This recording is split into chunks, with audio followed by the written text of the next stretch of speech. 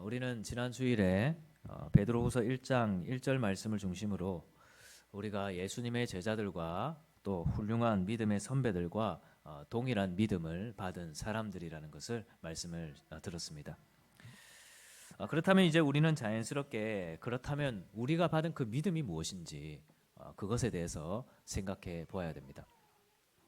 여러분들은 믿음이 무엇이라고 생각하십니까? 교회 오면 믿음을 많이 강조하죠. 요즘 세상 사람들이 교회를 풍자할 때도 보면 믿습니까? 아멘 이런 말로 교회를 풍자합니다. 그만큼 교회가 믿음을 많이 강조한다는 것을 나타낸다고 할 수 있겠습니다. 그렇다면 우리는 교회 와서 믿음에 대해서 많이 들었는데 또 여러분들은 믿기 위해서 이 자리에 있는데 믿음이라는 것은 뭘까요?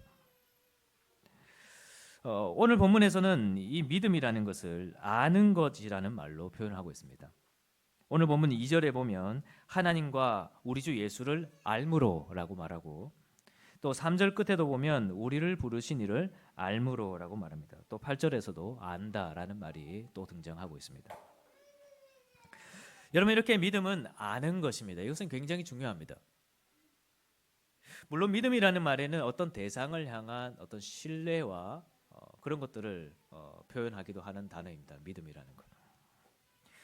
그런데 이 믿음은 단지 어떤 대상을 어떤 그 대상 자체를 믿는다고만으로 사용되는 말은 전혀 아닙니다.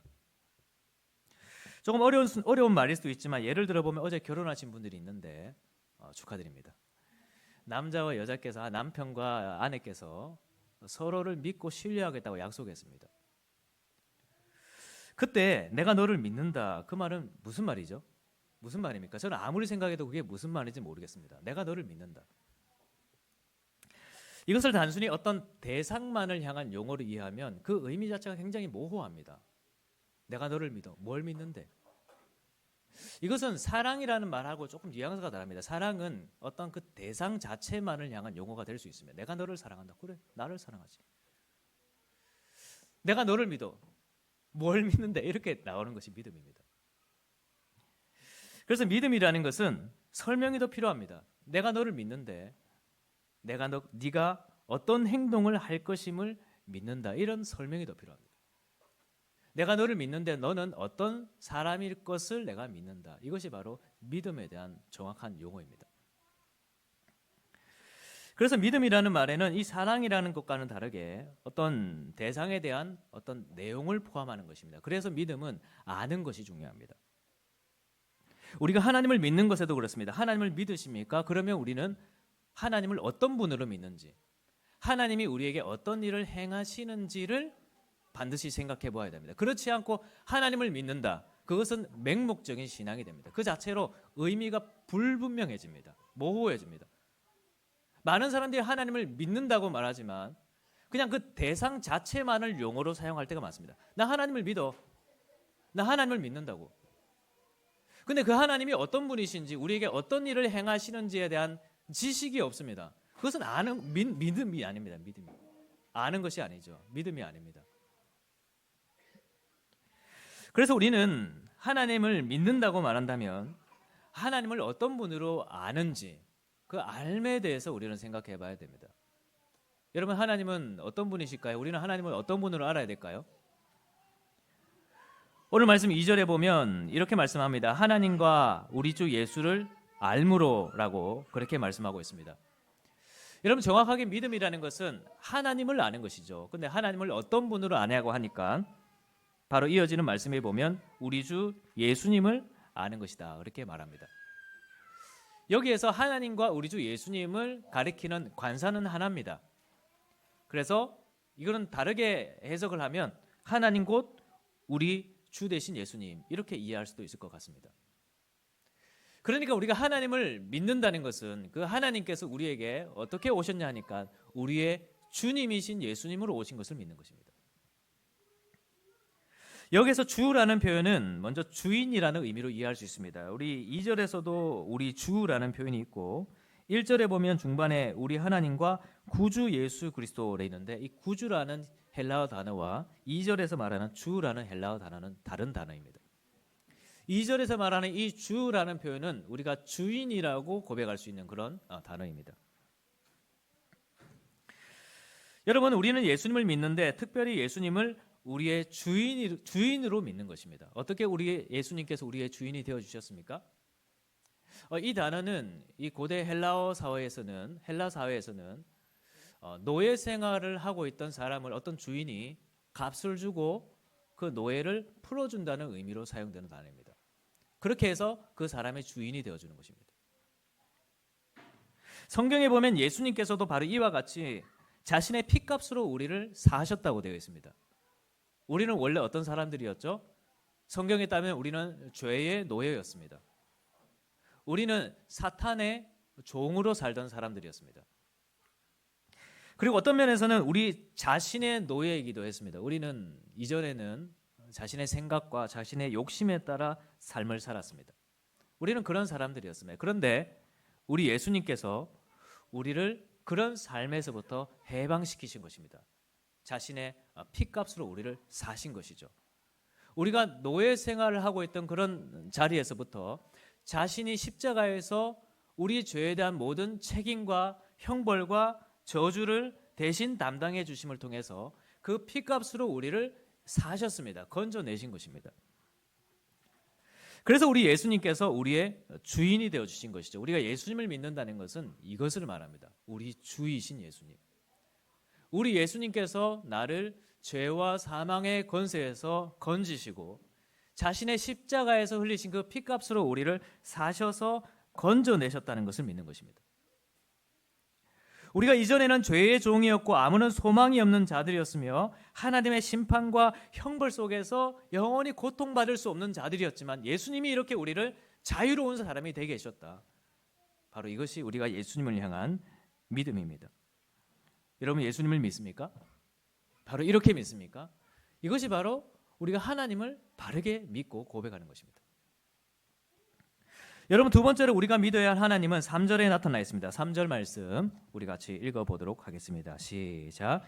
그의 신기한 능력으로 생명과 경건에 속한 모든 것을 우리에게 주셨으니 이는 자기의 영광과 덕으로서 우리를 부르신 이를 알므로 말미암음이라. 여러분, 두 번째는 우리가 하나님의 알아야 될 것을 어떻게 알아야 되냐 하니까 오늘 이 3절에서도 하나님께서 우리를 부르셨다 그렇게 표현합니다. 이 부르심이라는 말은 제가 앞서 설명한 것과 똑같은 의미입니다. 예수님께서는 자기의 피값으로 우리를 죄와 사망의 권세에서 불러내셨는데 그게 바로 하나님의 부르심이죠. 그 건져내심이 하나님의 부르심입니다. 똑같은 의미로 생각하시면 될 것 같습니다. 그런데 그렇게 하나님께서 우리를 죄와 사망의 권세에서 불러내셨는데 그런데 그렇게 우리를 부르신 하나님은 단지 우리를 그렇게 죄와 사망의 권세에서 불러내시는 것만으로 우리를 향한 자신의 일을 멈추지 않으셨습니다.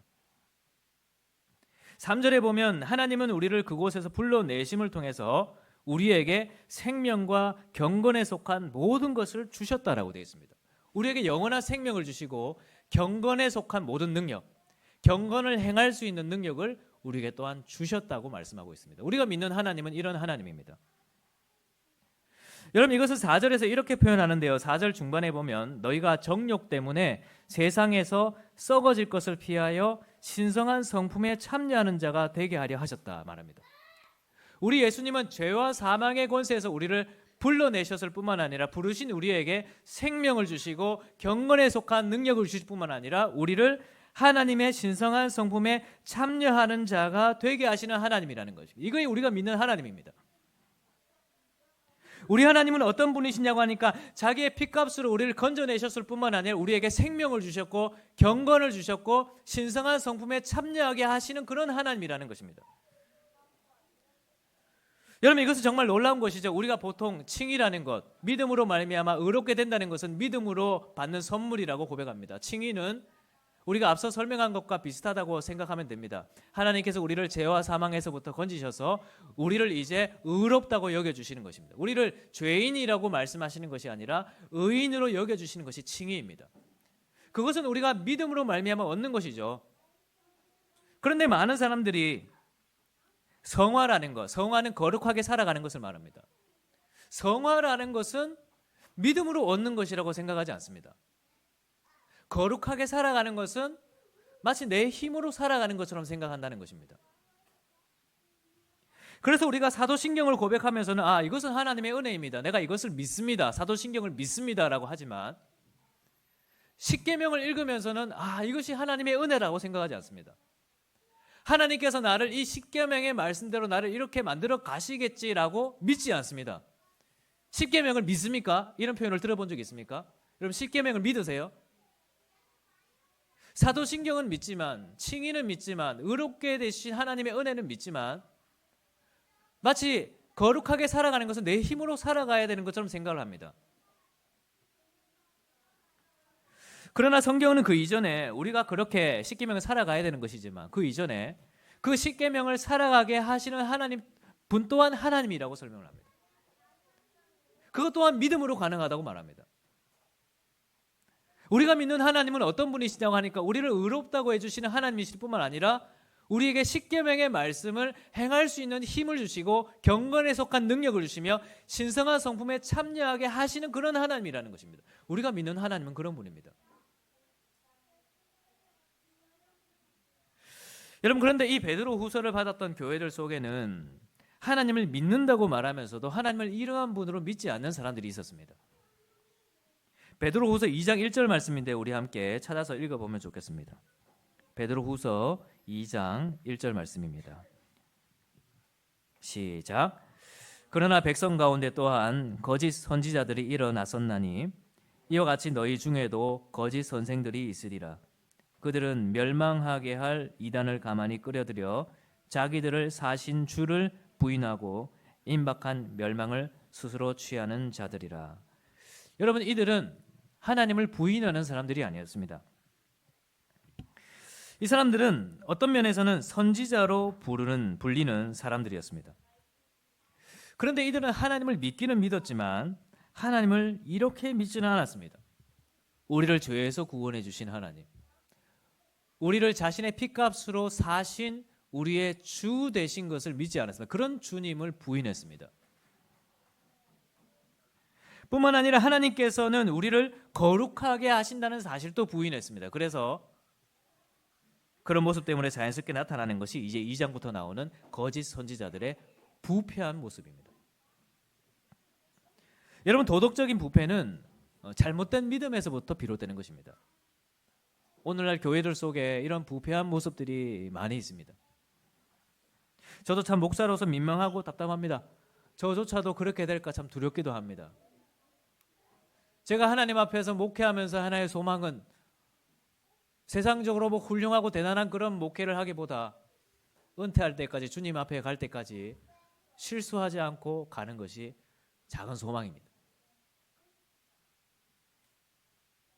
오늘날 많은 목회자들과 교회 직분자들이 참 부패한 모습을 드러내며 살고 있습니다. 여러분, 그 원인이 무엇입니까? 우리가 윤리적인 삶을 강조하지 않아서 그렇습니까? 목사님들이 강단에서 모든 것은 하나님의 은혜입니다, 하나님 우리의 도움이십니다, 이런 설교만 하고 거룩하게 사셔야 됩니다. 정직하게 사셔야 돼요. 바르게 살아야 됩니다. 그런 것을 강조하지 않아서 그렇습니까? 그렇지 않습니다. 믿음이 잘못되었기 때문입니다. 하나님을 믿는다고 말하지만 사실은 잘못된 믿음을 가지고 사는 것입니다. 어떤 분들은 하나님을 믿는다고 말하지만 그 믿음을 대상 그 자체만을 용어로 받아들이고 살고 있습니다. 하나님이 어떤 분인지, 우리에게 어떤 일을 행하시는지에 대해서 아는 것이 없습니다. 어떤 분들은 하나님을 믿으면서도 이 거짓 선지자들과 같이 잘못된 이해를 바탕으로 하나님을 믿는 것입니다.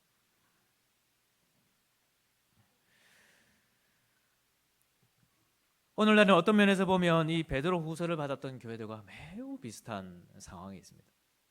이 베드로 후서를 받았던 교회들의 결국 잘못된 이해, 그게 뭡니까? 우리를 죄에서부터 구원하시는 하나님에 대해서 알지 못하고 있었다는 것입니다. 오늘날에도 우리가 죄인이라는 것, 하나님이 우리를 죄에서부터 건지신다는 것에 대해서 우리가 분명한 믿음을 가지고 살아가는지 돌아봐야 됩니다. 저도 지난 주간에 정말 저 자신을 돌아봤던 적이 있습니다. 신앙 고백에서 강의를 준비하고 있었는데 우리 예수님은 우리와 같은 연약함을 가지고 오셨지만 죄는 없으신 분이다. 그 부분을 설명하는 부분이었습니다. 그런데 예수님께서 우리와 같이 연약함을 가지고 계셨다. 그 연약함은 원래 어떤 의미냐고 하니까 우리가 예를 들어서 배가 고프거나 또는 힘이 들거나 피곤하거나 지치거나 그런 육신의 연약함을 말하는 것입니다. 예수님은 배고프셨고 지치셨고 피곤하셨지만 죄는 없으신 분이셨습니다. 그런데 우리는 그런 연약함을 가지고 하나님 앞에 회개하지는 않습니다. 그죠? 하나님, 제가 오늘 너무 피곤합니다. 죄송합니다. 저를 용서해 주십시오. 그렇게 기도하지는 않습니다. 연약함은 우리가 고백해야 될 죄가 아닙니다. 그런데 제가 은연중에 회개 기도를 할 때 생각을 해보니까 이 연약함이라는 단어를 굉장히 많이 사용하고 있다는 것을 알게 되었습니다. 주님, 우리의 죄를 용서해 주십시오. 우리가 죄인입니다. 그렇게 말하지 않고 주님, 제가 연약합니다. 우리는 연약한 자들입니다. 그렇게 고백을 했습니다. 왜냐하니까 주님, 우리가 죄인입니다. 그렇게 말하면 왠지 오늘날 사람들에게 공감을 주지 못할 것이라고 생각하는 마음이 제 마음속에 있었습니다. 그래서 은연중에 그 표현을 순화시키는 것입니다. 죄라는 말 대신에 연약함이라는 말을, 상처라는 말을 많이 사용하는 것입니다. 물론 로마서에 보면 우리의 죄됨을 연약함이라는 말로 표현하기도 합니다. 하지만 제가 그런 의미로 연약함이라는 말을 사용하지는 않았던 것 같습니다. 오늘날 사람들에게 어떻게든 더 공감을 주기 위해서 그 표현을 제 나름대로 순화시키고 있었던 것이라고 저는 생각을 합니다. 그래서 우리가 하나님의 심판 아래에 있을 수밖에 없다는 사실에 대해서 사람들이 공감하지 못하기 때문에 그런 부분을 은연중에 나타내지 않고 목회를 하는 것이죠. 여러분, 이런 모습들이 우리 속에 너무나 많습니다. 제가 이 길을 따라 계속 가면 오늘 이 베드로후서 2장 1절에 말하는 거짓 선지자가 될 것입니다. 우리도 하나님을 믿기는 믿지만, 그래서 지난 사무엘상에서 봤던 말씀들과 같이 하나님은 우리의 도움이십니다. 하나님은 우리의 힘이십니다. 하나님은 나를 지키시는 분이십니다. 이런 하나님에 대해서는 너무나 믿고 의지하고 그런 하나님을 사랑한다고 고백하지만, 그런데 그 하나님께서 우리를 도우시되 죄악 가운데서부터 우리를 도우시고, 하나님께서 우리에게 힘을 주시되 죄를 이길 수 있는 힘을 주시고, 하나님은 우리를 인도하시되 죄에서부터 하나님의 신성한 성품에 참여하는 길로 우리를 인도하신다는 그런 믿음에 대해서는 우리가 정확하게 알고 의지하고 있는지를 모르겠습니다. 여러분, 하나님을 그렇게 믿고 계십니까? 하나님을 정말 그렇게 믿고 있습니까?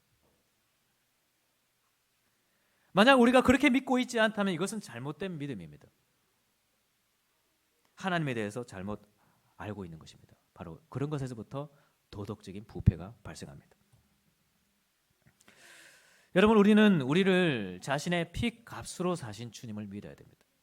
우리가 믿는 하나님은 우리를 죄에서부터 건지신 하나님입니다.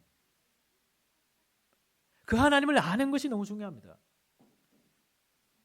물론 하나님 나의 힘이십니다. 도움이십니다. 나를 지키십니다. 나를 환난 속에서 벗어나게 하실 것입니다. 그런 믿음도 너무 중요합니다. 그러나 성경 그보다 더 본질적으로 우리의 진짜 문제, 죄의 문제에서부터 우리를 건지시고 우리를 그 죄의 모습에서부터 하나님의 신성한 성품에 참여하시는 하나님에 대해서 우리가 알기를 원하고 있습니다. 우리는 그런 하나님을 알아야 됩니다. 그래서 우리는 마지막으로 5절부터를 한번 보십시오. 이 믿음이 어떤 것인지, 우리가 하나님을 이렇게 믿으면 이 믿음이 어떻게 자라가게 돼야 되는지 5절에 한번 보십시오. 그러므로 너희가 더욱 힘써 너희 믿음의 덕의 지식을, 지식의 절제를, 절제의 인내를, 인내의 경건을, 경건의 형제의 우애를, 형제의 우애의 사랑을 더하라. 우리가 하나님을 이렇게 알고 믿는다면 이런 삶을 향해 나아가게 될 것입니다. 우리에게 이번 한 주간 이 믿음이 회복되기를 간절하게 소망합니다. 그래서 이번 한 주간을 살아가면서 우리가 알고 믿는 것이 무엇인지를 생각하면서 우리가 더 이상 죄 가운데 걸어가며 살아가는 것이 아니라 하나님의 신성한 성품에 참여하는 것을 소망하며 살아갑시다. 내가 말을 한마디를 하더라도, 내가 우리 자녀들에게 행동 하나를 하더라도 내가 하나님의 신성한 성품에 참여하며 살아가고 있는지, 내가 그렇게 살아가지 못하고 있다면 하나님 나에게 그런 능력을 더하여 주십시오. 그렇게 기도하며 살아가는 우리 모든 성도들이 되시기를 주님의 이름으로 축원합니다.